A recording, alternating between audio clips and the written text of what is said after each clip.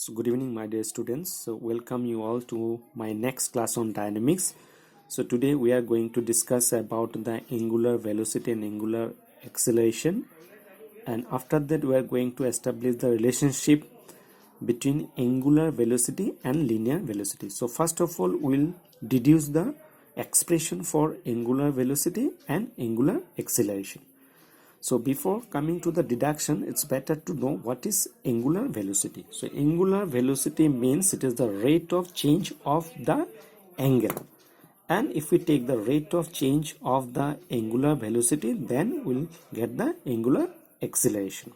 So let's deduce the expression for angular velocity and angular acceleration. Just look at the figure. Let P be the position of the moving particle at any time t whose polar coordinates are r and theta. And in time t plus delta t, q is the position of the particle whose coordinates are r plus delta r and theta plus delta theta. So clearly here OP is equal to r and angle POX is equal to theta. And OQ is equal to r plus delta r, and angle QOX is equal to r, it is theta plus delta theta. Now in time delta t, so if you see the figure, in time delta t, the angle described. So what is the angle described? So that angle is what? It is QOP. So QOP is given by what? It is angle QOX minus angle POX. So it is theta plus delta theta minus theta. So you'll get delta theta. So in time delta t, the angle described is what? It is delta theta. So we can write this way. If you see the next page, so in time delta t, the angle described is equal to delta theta. So if we apply the unitary method, so we can write in time 1 second, the angle described is equal to what? It is delta theta by delta t. And we know that the angular velocity at P is defined as what? As the rate of change of the angle. So that delta t, the time is very, very small. So if we take the limiting case, then the angular velocity we can define this way. It is limit delta t tends to 0, delta theta by delta t, and which is nothing but d theta by dt. So we can denote this one by theta dot. And angular velocity is denoted by the expression omega. So in note I have given angular velocity is denoted by this expression omega. So we can write omega is equal to what? It is theta dot. Now if we take the rate of change of the angular velocity, then that one will give you the acceleration at the point P. So thus we can say this way: the angular acceleration at P is defined as the rate of change of the angular velocity.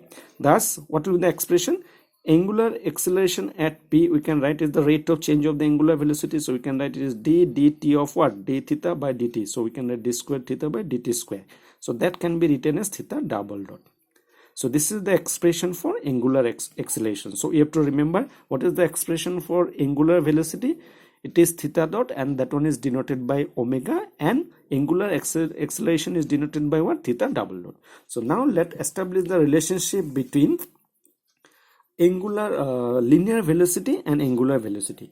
So if you see the figure, say if we consider the arc length PQ is equal to delta S, and we know the angle QOP is equal to what? It is delta theta. So we can say this way: let PQ is equal to delta S be the arc length covered by the particle P in time delta t. So it's already I have explained. Then angular displacement del theta is given by, so what is the expression for angular displacement? We can write it is delta S arc length divided by this radius vector. So how we can write that one? So if the arc length is very, very small, then this arc length PQ we can consider as a straight line. Then in that case we'll get the triangle OPQ, and angle OPQ is equal to what? It is theta, and that this angle, if we'll get a perpendicular line on this angle will be 90 degrees. So in that case if we find out the tan theta, that means tan of delta theta, it will be delta S perpendicular by what? Base. So it will be delta S by R. So when theta is very, very small, that means if the theta is less than 10 degree, then tan theta is equal to theta. So thus we can write this way, just to see again. So in that case the angular displacement delta theta we can write as, because tan of delta theta is equal to delta theta, so we can write as delta S by R. Okay, now come to the linear velocity V, and you know that velocity is what? It is the rate of change of the displacement. So rate of change of the displacement means, in this case we can write it is the delta S, arc length, divided by time, it is what? Delta t. So we can write the linear velocity expression V is equal to what? It is delta S by delta t. So if we make use of expression 1 in equation 2, then we get V is equal to what? V is equal to, in place of delta S, see the equation 1. In equation 1, what we have? Delta S, delta theta, the delta S by R. So from this, what is delta S? It is R del theta. Now just to see here, so in place of delta S, what we can write? It is R delta theta by delta t. So from this we can write delta theta by delta t is equal to what? V by R. Since delta t is very small, which is very small, means the time is time is very small, so we can take the limiting case. So as delta t tends to 0, in that case del theta by delta t we can write d theta by dt. So ultimately what we'll get? D theta by dt is equal to what? It is V by R.